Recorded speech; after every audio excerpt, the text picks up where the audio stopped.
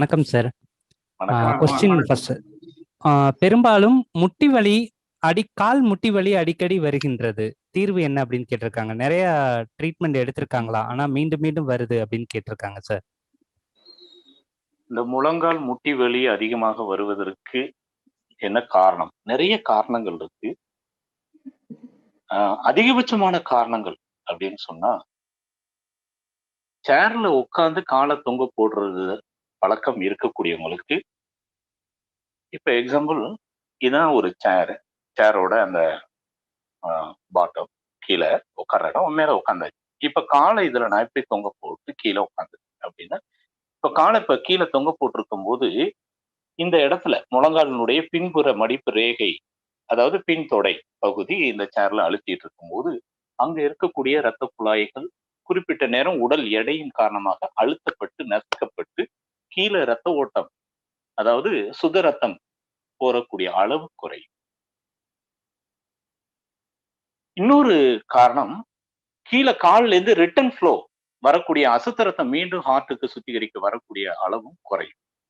அப்ப அதிக நேரம் சேர்ல கால் தொங்க போட்டு உட்காரக்கூடிய முறை இருக்கக்கூடிய நபர்களுக்கு, அப்ப எந்த இடத்துல இருந்து ரத்த ஓட்டம் குறைபாடு ஏற்படுகிறதோ அந்த இணைப்புல ரத்த ஓட்ட குறைபாடு லோக்கல்ல ஒரு ஹீட் வித் கேஸ் ஃபார்ம் ஆகுறதுக்கு ஒரு எம்டி ஸ்பேஸ் மாதிரி ஒரு ட்ரைனஸ் வர்றதுக்கு வாய்ப்பு இருக்கும். அப்போ அங்க ஜாயிண்ட் ஃப்ளூயிட் சுரக்கக்கூடிய அளவு குறைய வாய்ப்பு.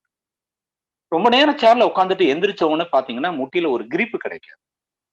நின்று பேலன்ஸ் பண்ணிட்டு தான் நடக்கிற மாதிரி இருக்கும். புசுக்குன்னு நடந்தோம்னா சம்டைம்ஸ் ஸ்லிப் ஆக கூட வாய்ப்பு. அப்ப குறிப்பிட்ட நேரத்துக்கு மேல சேர்ல ரொம்ப நேரம் கால் தொங்க போட்டு உட்கார்ந்தா முழங்கால் வலி வரும். ரெண்டாவது, சோபா, மெத்த, கட்டில் மாதிரி இந்த அதாவது நம்மளுடைய பாடி வெயிட்ட வந்து ஒரு உட்ல இருக்கக்கூடிய, அதாவது மர பெஞ்சில நீங்க உட்காரும் போது உங்களுடைய பாடி வெயிட் உங்க பாடி பேலன்ஸ் பண்ணும். சோபாக்குள்ள போயிட்டீங்கன்னா உங்க பாடி வெயிட் அதுக்குள்ள அமைங்கும் போது உங்களுடைய போன் அலைன்மென்ட் மாறுமே தவிர கிரிப் இருக்கு. இப்ப நீங்க நார்மலா ஒரு மர பெஞ்சில் இப்படி உட்காந்தீங்கன்னா நேரா தான் நிமிர்ந்து உட்கார முடியுமே தவிர, அதே அதே மர பெஞ்சில ஒரு குஷன் டைப்ல ஏதாவது இருந்து அதுல உட்கார்ந்தோம்னா என்ன ஆகும்னா புஷ்குன்னு உள்ள போய், அப்ப அந்த இடத்தில் ஒரு ஸ்டேக்னேஷன், அந்த இடத்தில் ஒரு அழுத்தத்தின் காரணமாக உள்ள பிளட் ஸ்டேக்னேஷன் இருக்கிறதுக்கு வாய்ப்பு. அப்ப அந்த ஸ்டேக்னேஷன் ஆகும்போது அதுக்கு கீழே ரத்த ஓட்டம் குறைபாடு ஏற்படும். அந்த இடம் ஸ்டேல். நிறைய பேர் சிட்டிங் ஒர்க்ல பார்த்தோம்னா சைட்ல மசில்ஸ் எல்லாம் அப்படி எக்ஸ்ட்ரா குரோத் வந்து சைட்ல மசில்ஸ் வந்து குரோத் ஆகி அவங்களுடைய பட்டக்ஸோட ஷேப்பே மாறும். இந்த மாதிரி இந்த சிட்டிங் ஒர்க் அப்படிங்கிறதுல தான் அதிகபட்சமான முழங்கால் வலி, சேர்ல உட்கார்றது, சோபாவில் உட்கார்றது, மெத்தையில உட்கார்றது. அப்ப கீழே யாரு சமணம் போட்டு உட்கார்ந்து எந்திரிக்கக்கூடிய பழக்கம் இருக்கோ முழங்கால் மூட்டு வலி வரவே வராது. கீழே உட்கார்ந்து எந்திரிக்கும் போதுதான் முழங்கால் முழுமையாக மூட்டுகள் சுருங்கி விரியக்கூடிய தன்மை இருக்கு. புவியீர்ப்பு விசைக்கு எதிராக அந்தரத்துல 2 அடி அல்லது 1 அடி ஹைட்ல மேல சேர்லயும் சோபாவிலையும் கட்டிலையும் மேல அந்தரத்துல உட்காரும் போது நிற்கும் போது அது பல மணி நேரம் குறிப்பிட்ட நேரத்துக்கு மேல தொடர்ந்து இருந்தால் நிச்சயமாக முழங்கால் வலி வருவதற்கு 100% வாய்ப்பு இருக்கு உட்கார்றதுனால. அடுத்தது ஸ்டாண்டிங். நிற்கும் போது பார்த்தோம்னா 2 கால்லையும் ஈவனா வெயிட் கொடுத்து நிக்கக்கூடிய பழக்கம், நின்றுகிட்டு வேலை செய்யக்கூடிய பார்த்தோம்னா ஒரு கால் வெயிட் கொடுத்துட்டு ஒரு கால் ரிலாக்ஸ் ஆகும். அப்புறம் குறிப்பிட்ட நேரத்துக்கு அப்ப ஒரு பக்கம் முழங்கால் வந்து அதிக அழுத்தத்தோடு ஸ்ட்ரெயின் ஆகும்போது அந்த ஜாயிண்ட் வீக் ஆகுறதுக்கு வாய்ப்பு இருக்கு. அடுத்து இந்த கால், இப்ப எது சுகமா இருக்கோ அதே தாங்கி பழகி என்ன ஆகும்னா அங்க வலி வந்தோம்னா ஆப்போசிட் காலை யூஸ் பண்ணுங்க. கொஞ்ச நாளையில அந்த கால் மூட்டும் தேஞ்சு போக வாய்ப்பு. அப்ப அதிக நேரம் தொடர்ந்து நின்று வேலை செய்யக்கூடிய நபர்களுக்கு அந்த வேலையின் காரணமாக அந்த அழுத்தத்தை ஸ்ட்ரெயின் பண்ணி ஒர்க் பண்றதன் காரணமாக முழங்கால் மூட்டுகளில் ஒரு ரத்த ஓட்ட குறைபாடு தான் நம்பர் 1 பிளட் சர்க்குலேஷன் குறைபாடு. நம்பர் 2 தான் அங்க இருக்கக்கூடிய ஜாயிண்ட் ஃப்ளூயிட் சுரக்கிறதுல குறைபாடு. ரத்த ஓட்டம் குறைஞ்சாலே அங்க ட்ரைனஸ் வரும். அப்ப ஜாயிண்ட் ஃப்ளூயிட் சுரக்காது. அப்ப அங்க ஹீட்டு கேஸ் ஃபார்ம் ஆகி நீர் கோர்க்கிறதுக்கு வாய்ப்பு இருக்கும், ஸ்வெல்லிங் வர்றதுக்கு வாய்ப்பு இருக்கும். அப்ப இன்ஃபெக்ஷன் ஆகி ஒரு இன்ஃப்ளமேஷன் ஆகி அது அங்க இருக்கக்கூடிய டிஸ்க் வந்து உராய்வு ஏற்பட்ட தேய்மானம் வருவதற்கு வாய்ப்பு. இப்போ முழங்கால் மூட்டு தேய்மானத்துல இது 2. 3வது விஷயம் எது? இது நம்ம லைஃப் ஸ்டைல்ல அமர்ந்த நிலை, நின்ற நிலை அப்படின்னு சொல்லியிருக்கோம். அடுத்தது 3வது மோஷன் யூரின் முழுமையா போகாம அடிவயிற்றில் தேக்கமாயி இருந்தா, நான் ஒரு நாள் ஒரு நாள் தான் மோஷன் போவேன். 2 டேஸ் ஒன்ஸ் தான் மோஷன் போவேன். ஒரு நாளைக்கு 2, 3 தடவை தான் யூரின் போவேன்.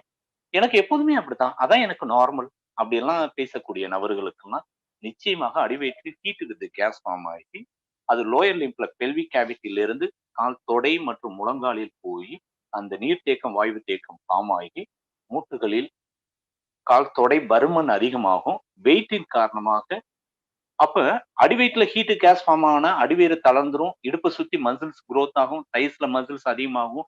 அப்ப அப்பர் பாடி வெயிட்டின் காரணமாக முழங்கால் மூட்டு தேய்மானம், பலகீனம், அங்க ஒரு வீக்னஸ் ஏற்பட்டு மூட்டு வலிகள் வருவதற்கு, முழங்கால் மூட்டு வலி தேய்மானம் வருவதற்கு அதிகபட்சமான வாய்ப்புகள் உண்டு.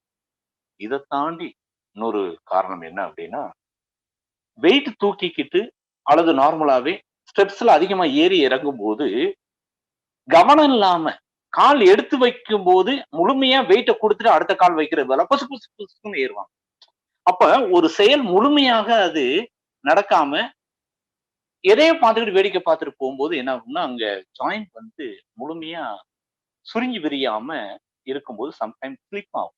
அப்படி ஸ்லிப் ஆயிருச்சு அப்படின்னா டிஸ்லொகேஷன் ஆகும்போது அதையே அட்ஜஸ்ட் பண்ணி நடக்க ஆரம்பிச்சு தேய்மானம் வரக்கூடிய நபர்கள்லாம் நிறைய இருக்கு. பஸ்ல இருந்து ஒரு தடவை இறங்கினேன் சார். டக்குன்னு நொடிச்சிச்சு. அவசரத்துல எனக்கு வேலை இருக்குன்னு நான் அப்படியே போயிட்டேன்.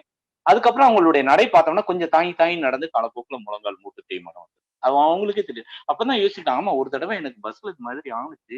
அதுல இருந்து தான் இது கொஞ்சம் வீக் ஆனுச்சு. எனக்கு அதனால வந்திருக்குமோ அப்படின்னு நினைக்கிறாங்க. அதனாலதான் வந்து அதனாலதான் வரும். இப்படியும் வர வாய்ப்பு இருக்கு. இந்த மாதிரி நம்மளுடைய வாழ்க்கையில செய்யக்கூடிய சின்ன சின்ன தவறுகள் காரணமாக வரக்கூடிய காரணங்கள். சில மருந்து மாத்திரைகள் அதிகமா சாப்பிட்டா அது சிறுநீரகத்தை பலகீனப்படுத்தி அதனுடைய பலகீனத்தை முழங்கால் மூட்டு வழியாக இது ஒரு முழங்கால் மூட்டு வலி வர காரணம்.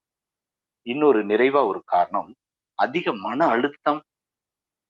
அந்த ஒரு அழுத்தத்தின் காரணமா ஏற்படக்கூடிய இமோஷனல் கோபம் அது இதய துடிப்பை அதிகமாக்கி ரத்த அழுத்தம் அதிகமாகும் போது இருதய தசைகள் பலகீனமாகும் போது ரத்தத்தை அதிகமாக மூளைக்கு மட்டும் அப்போல அதாவது அசெண்டிங் மூவ்மெண்ட்ஸ்ல மேல் நோக்கி பிளட் சர்க்குலேஷன் அதிகமா இருக்கும். டிசெண்டிங் மூவ்மெண்ட்ஸ்ல கீழ் நோக்கி ரத்த ஓட்டம் காலுக்கு குறையும் போது அந்த இருதய தசை ரத்த ஓட்ட குறைபாடு பலகீனம் வென்ட்ரிக்கிள் இயக்க குறைபாடு காரணமா முழங்கால் மூட்டு வலி மூட்டு தேய்மானம் வர அதிகபட்சமான காரணம் வாய்ப்புகள் உண்டு.